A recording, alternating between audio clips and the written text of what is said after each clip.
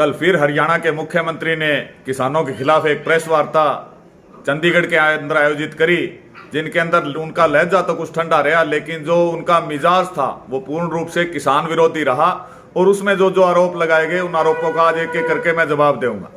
पहली बात, मनोहर लाल खट्टर ने कहा भी किसान एक पवित्र शब्द है और किसान इसकी पवित्रता खराब कर रहे हैं जो आंदोलन पर बैठे हैं, क्योंकि खट्टर और इन राजनेताओं के हिसाब से किसान तब तक पवित्र था जब तक वो घर में बैठा इनके द्वारा किए गए सारे जुल्म चुपचाप सहता रहता, अपने बालका ना पढ़ाड़ सकने के लिए संघर्ष नहीं कर पाता, अपनी फसलों की कीमतों के लिए संघर्ष नहीं करता और इनकी जिंदाबादों की नारे लगाता, जब तक तो किसान ने ये पवित्र माने थे। आज जब किसान अपने हकों के लिए सड़कों पर आ गया है, धरनों पर आ गया है और इन लोगों को गांव में घुसने नहीं दे रहा है जिन्होंने कि उनके हकों के ऊपर डाका डाला है, तो इनके लिए वो शब्द अपवित्र हो गया। दूसरा शब्द, मनोहर लाल खट्टर ने ठंडे ठंडे बोलते हुए क्या कि हमारे संयम की परीक्षा ना ले, यदि सरकार ने संयम खो दिया तो बहुत बड़ा नुकसान हो जाएगा। तो खट्टर साहब ने मैं कहना चाहूंगा कि 7 महीना तक अगर किसी ने देश में संयम रखा है तो वो किसाना संयम रखा है। हमारी 550 शहादता होगी लेकिन हमने संयम नहीं खोया। आपकी सरकार ने कब संयम रखा? 10 अक्टूबर 2020 को जब पीपली में किसानों की रैली की गई तो आपके द्वारा लाठीचार्ज, आंसू गैस के गोले, वाटर कैनन छोड़े गए। इसी प्रकार 26 नवंबर 2020 को जब किसान जो थे वो दिल्ली की तरफ रवाना हो रहे थे तो आपने पंजाब और हरियाणा के किसानों के रास्ते में बैरिकेडिंग लगाई, उन पर लाठीचार्ज किया, आंसू गैस के गोले छोड़े, वाटर कैनन छोड़े, जिसमें कि हजारों की संख्या में किसान घायल हुए, लेकिन किसानों ने अपना संयम नहीं खोया। उसके बाद जो एसकेएम की काल हुई कि हरियाणा के अंदर बीजेपी और जेजेपी के नेताओं का विरोध किया जाएगा, उस विरोध के अंदर भी आपने पूरी कोशिश करी कि इन लोगों के ऊपर मुकदमे बनाए जाए, लाठीचार्ज, वाटर कैनन किए गए, लेकिन किसानों ने अपना संयम नहीं खोया, कानून अपने हाथ में नहीं लिया। लेकिन जो एसकेएम का आदेश था कि कोई भी बीजेपी और जजपा का नेता गांव में नहीं घुस सकता, 7 महीने से वो आज वैसे का वैसे कायम है। दूसरी तरफ माननीय मुख्यमंत्री जी ये कहते हैं कि ये कुछ चंद लोग हैं, ये कुछ चंद लोग ही धरने पर बैठे हैं। तो मुख्यमंत्री जी को मैं चैलेंज करना चाहूंगा और कई बार ये चैलेंज हो चुका। मुख्यमंत्री जी शुरू में तो 30 नवंबर को बयान दे रहे थे इनमें हरियाणा के आदमी को नहीं, लेकिन जब उन्होंने कैराना में जबरदस्ती रैली करनी चाहिए करनाल के अंदर तो उनका टेंट रातों रात उखाड़ दिया गया। उन्होंने जब हिसार के अंदर एक अस्पताल का उद्घाटन करने की कोशिश करी तो उन्हें चंद लोग दिख गए होंगे जो लाखों की संख्या में उनका विरोध करने आए। उन्होंने जब टोहाना में हमारे ऊपर मुकदमे दर्ज किए तब भी उन्हें चंद लोग दिखे, लेकिन टोहाना के 3 दिन के घेराव के अंदर उन्हें पता चल गया कि पूरा हरियाणा टोहाना के अंदर आ गया। दूसरी बात, एक हमेशा से ये राग अलाप है कि ये भाई किसान नहीं है, ये कांग्रेसी है।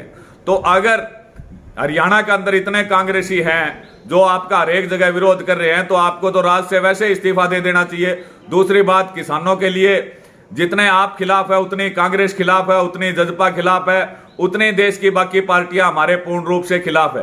किसान पहली बार राजनीतिक रूप से जागृत हुआ है जो ये जानता है कि सांपनाथ नागनाथ में कोई फर्क को नहीं, दोनों का काटिया किसान मरेगा। किसान ना तो कोई राजनीतिक लड़ाई लड़ रहा है, किसान अपने हकों की लड़ाई लड़ रहा है और वो हक 100% किसान लेकर जाएगा। और जहां तक मुख्यमंत्री ने ठंडे लहजे से जो धमकी देने की किसानों को कोशिश करी है कि भाई अगर हमने संयम खो दिया तो हम तक कई बार संयम खो चुके और संयम खोते रहो, लेकिन संयुक्त किसान मोर्चा का जो पूर्ण रूप से ऐसे हिंसक आंदोलन चल रहा है जिसमें हिंसा का बिल्कुल भी नाम नहीं आया, वो पूर्ण रूप से हिंसक ही चलेगा। दूसरी तरफ मुख्यमंत्री इतने बड़े पद पर बैठकर कानून व्यवस्था के ऊपर बिल्कुल भी भरोसा नहीं कर पा रहे।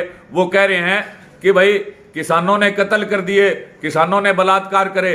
जो मामला अभी तक जांच का विषय है, जिसमें अभी तक कोर्ट के अंदर मामला पेश नहीं हुआ और केवल पुलिस की जांच चल रही है, उसमें आपने जज से ऊपर होकर पहले ही अपराधी घोषित कर दिए।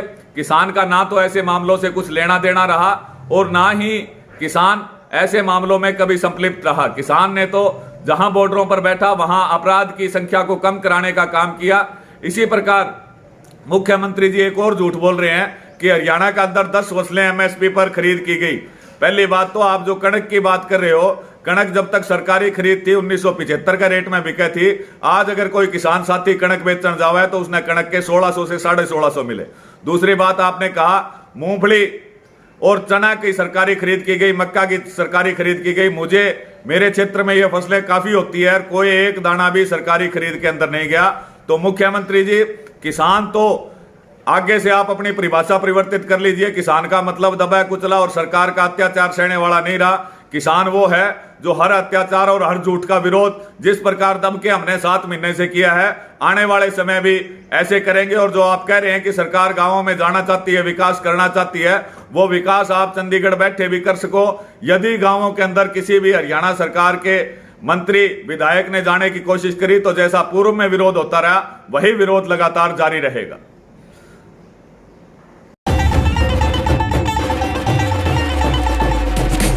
पहिया घुमा के अब एक नई शुरुआत करिए, इस देश की सुनहरी धरती में नई जान भरिए।